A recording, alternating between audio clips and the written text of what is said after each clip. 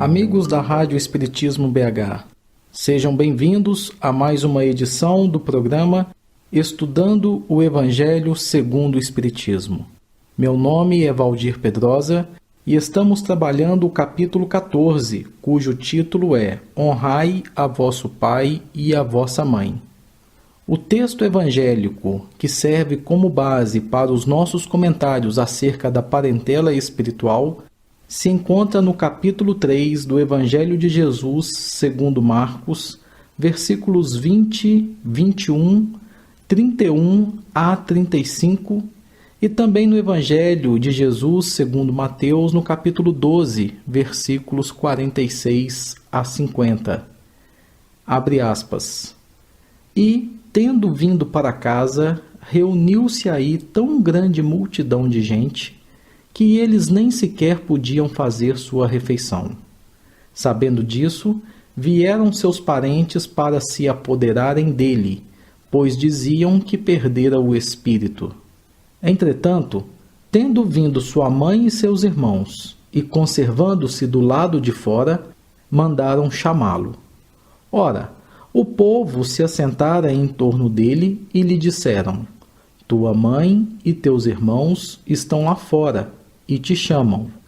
Ele lhes respondeu: Quem é minha mãe e quem são meus irmãos? E, perpassando o olhar pelos que estavam assentados ao seu derredor, disse: Eis aqui minha mãe e meus irmãos. Pois todo aquele que faz a vontade de Deus, esse é meu irmão, minha irmã e minha mãe. Fecha aspas. Após fazermos comentários acerca do estudo realizado por Allan Kardec sobre este assunto, trouxemos, em nosso último programa, algumas questões do livro O Consolador, ditado pelo Espírito Emmanuel ao médium Francisco Cândido Xavier.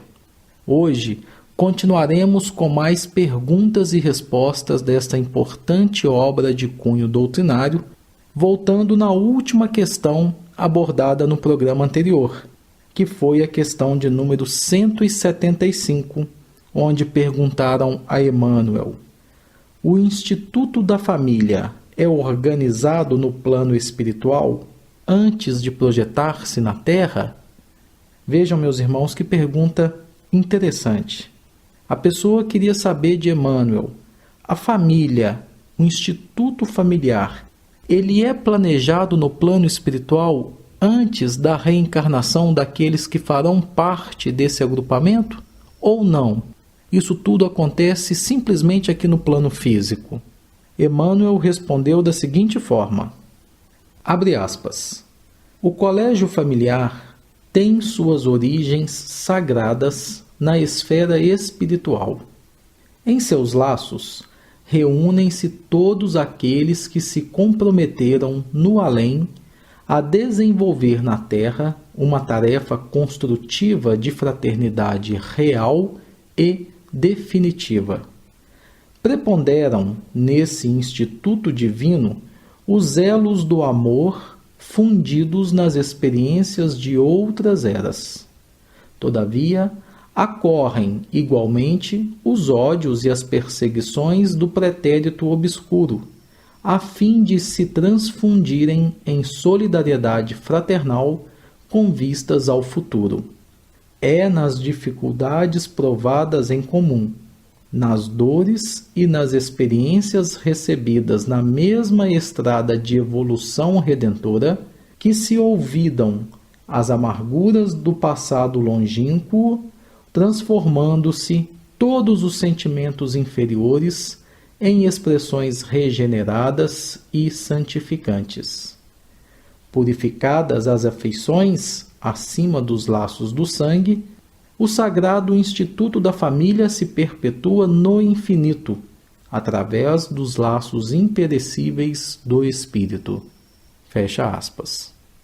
No programa anterior, nós comentamos sobre essa questão E hoje partiremos para a seguinte, a de número 176, onde foi perguntado: as famílias espirituais, no plano invisível, são agrupadas em falanges e aumentam ou diminuem, como se verifica na Terra? E Emmanuel respondeu, abre aspas, os núcleos familiares do além agrupam-se igualmente em falanges, continuando aí a obra de iluminação e de redenção de alguns componentes dos grupos, elementos mais rebeldes ou estacionários, que são impelidos pelos seus companheiros afins aos esforços edificantes na conquista do amor e da sabedoria. De maneira natural, todos esses núcleos se dilatam à medida que se aproximam da compreensão do Onipotente, até alcançarem o luminoso plano de unificação divina com as aquisições eternas e inalienáveis do infinito. Fecha aspas. Aqui temos um ensinamento interessante. Podemos perceber pela resposta do guia espiritual que o trabalho de aperfeiçoamento, de aprimoramento, de progresso espiritual dos grupos familiares, ele se estende para além da esfera física. Na dimensão espiritual, estes espíritos, essas entidades unidas pelos laços sacrossantos do amor, continuam a sua caminhada evolutiva, onde aqueles que se encontram em uma situação mais favorável em termos de adiantamento espiritual, auxiliam aqueles outros mais rebeldes, que estão estacionados em alguns patamares evolutivos mais inferiores, a fim de que todos possam galgar juntos os degraus da evolução, para que todos possam caminhar mais ou menos no mesmo patamar, a fim de trabalharem juntos em busca do amor. E informa ainda Emmanuel que, à medida que os espíritos vão evoluindo, vão se conscientizando cada vez mais, se aproximando da compreensão de Deus, vivenciando o amor, esses laços familiares vão aumentando, se dilatam, porque tais entidades passam a compreender que o amor, ele é sublime e infinito, e abrange não só aqueles que lhes são mais próximos, mas também outros que passam então a fazer parte daquele agrupamento, daquela falange espiritual. Na questão seguinte, número 177, perguntaram para Emmanuel se as famílias espirituais também possuem um chefe. A pergunta é bem pertinente, porque, como podemos observar, as famílias aqui na dimensão física têm sempre a figura de um líder, de um chefe.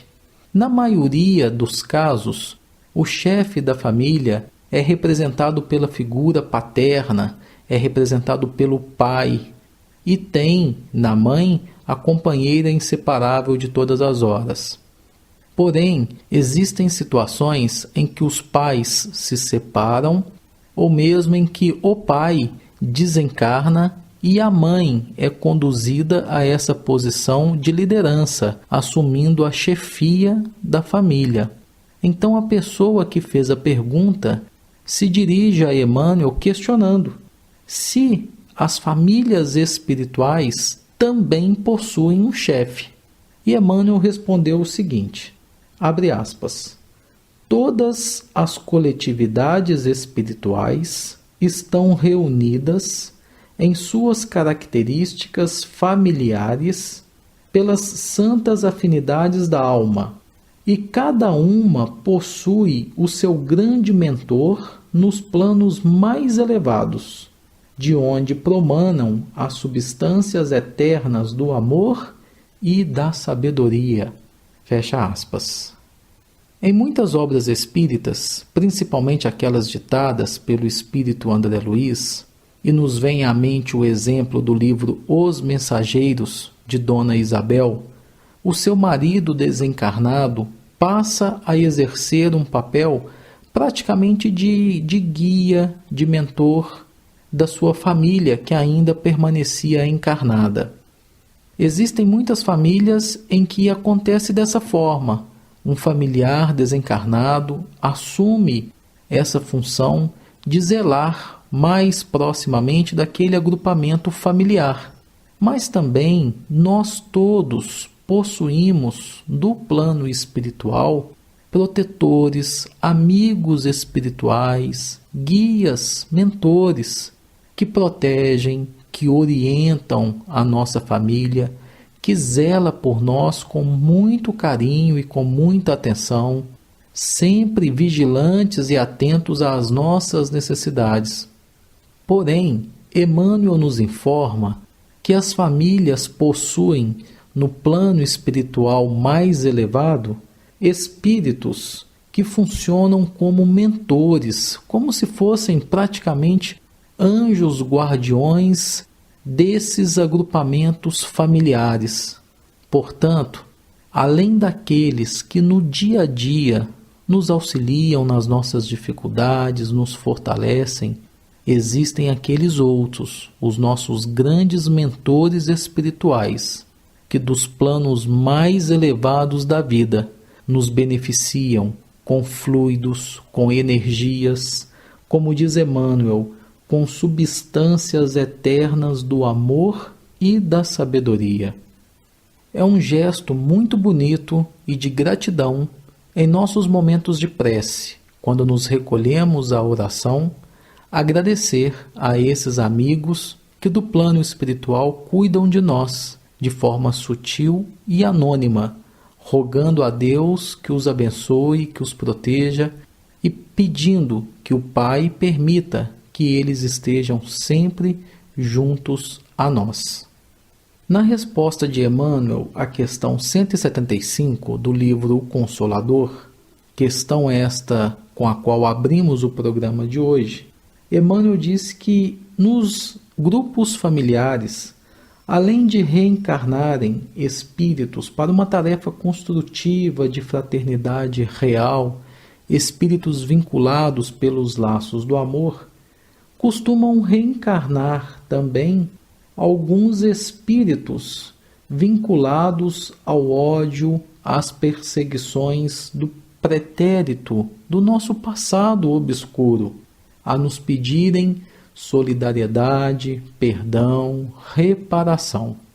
E foi pensando nessa colocação de Emmanuel que nos lembramos de uma passagem que se encontra no livro Quem tem medo da obsessão, escrito por Richard Simonetti, expositor e escritor espírita da cidade de Bauru, no estado de São Paulo, onde, na lição intitulada À Custa das Próprias Lágrimas, ele nos relata um diálogo interessante entre uma mãe e o guia espiritual da reunião mediúnica que ela participava.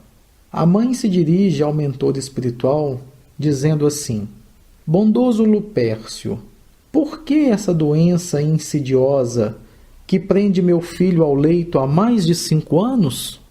E o mentor respondeu: é o seu karma, uma expiação programada pela justiça divina. E a mãe retrucou: não seria mais fácil pagar seus débitos, desfrutando da plenitude de movimentos, participando dos serviços assistenciais do centro? E Lupércio, o guia espiritual, explicou: o problema é que, envolvido num processo de fascinação, ele, além de comprometer-se no crime, desenvolveu tendências viciosas que fatalmente ressurgirão se experimentar liberdade de locomoção. A prisão no leito é um precioso recurso educativo em seu benefício. E a mãe perguntou: e quanto ao obsessor? Não responde pela influência nefasta que exerceu sobre ele? Sem dúvida, esclareceu o guia espiritual. Um escritor famoso afirmou numa de suas obras que somos responsáveis por aqueles que cativamos. De certa forma, os obsessores cativam suas vítimas, na medida em que as seduzem com suas sugestões, levando-as às iniciativas que desejam. São corresponsáveis, portanto, em seus desatinos. Eulália ainda perguntou: se assim acontece, não seria justo que o obsessor estivesse junto de meu filho com o compromisso de ajudá-lo? E nessa parte o diálogo chega ao seu clímax, quando Lupércio responde a Eulália: é o que vem fazendo, com intensa dedicação. E a mãe pergunta: poderíamos evocá-lo nesta reunião? Impossível, responde o guia. E a mãe: ele não está por perto? O mentor responde: sim, ele está entre nós. Então, retruca a mãe Eulália, por que a impossibilidade? E o mentor então, Lupércio, revela: o obsessor é você, minha irmã. Temos aí, nessa história, o reflexo da nossa realidade. Casos assim acontecem em muitas famílias, onde obsessores de vidas passadas se reencontram embaixo do mesmo teto, com vistas ao aprimoramento espiritual de ambos. Essa situação representa todo o contexto da humanidade? Não. Como vimos anteriormente, a maioria dos espíritos que reencarnam em uma família são espíritos afins. No entanto, podem ocorrer circunstâncias em que desafetos, adversários de vidas passadas, reencarnam no mesmo ambiente familiar, buscando reparação, visando sempre o progresso espiritual de ambos. Para interrompermos o programa de hoje, trouxemos uma lição do livro Caminho, Verdade e Vida, ditado pelo Espírito Emmanuel ao médium Francisco Cândido Xavier. A lição se encontra no capítulo 62, cujo título é Parentela. A base evangélica é o versículo 3 do capítulo 7 do livro de Atos dos Apóstolos. E disse-lhe: sai de tua terra e dentre a tua parentela e dirige-te à terra que eu te mostrar. Emmanuel comenta assim, abre aspas: nos círculos da fé, vários candidatos à posição de discípulos de Jesus queixam-se da sistemática oposição dos parentes com respeito aos princípios que esposaram para as aquisições de ordem religiosa. Nem sempre os laços de sangue reúnem as almas essencialmente afins. Frequentemente, pelas imposições da consanguinidade, grandes inimigos são obrigados ao abraço diuturno sob o mesmo teto. É razoável sugerir-se uma divisão entre os conceitos de família e parentela. O primeiro constituiria o símbolo dos laços eternos do amor. O segundo significaria o cadinho de lutas, por vezes acerbas, em que devemos diluir as imperfeições dos sentimentos, fundindo-os na liga divina do amor para a eternidade. A família não seria a parentela, mas a parentela converter-se-ia mais tarde nas santas expressões da família. Recordamos tais conceitos a fim de acordar a vigilância dos companheiros menos avisados. A caminho de Jesus, será útil abandonar a esfera de maledicências e incompreensões da parentela e pautar os atos na execução do dever mais sublime, sem esmorecer na exemplificação, porquanto, assim, o aprendiz fiel estará exortando-a, sem palavras, a participar dos direitos da família maior, que é a de Jesus Cristo. Fecha aspas. No próximo programa ainda traremos mais algumas questões do livro O Consolador, destacando a importância do período infantil para a educação do espírito imortal.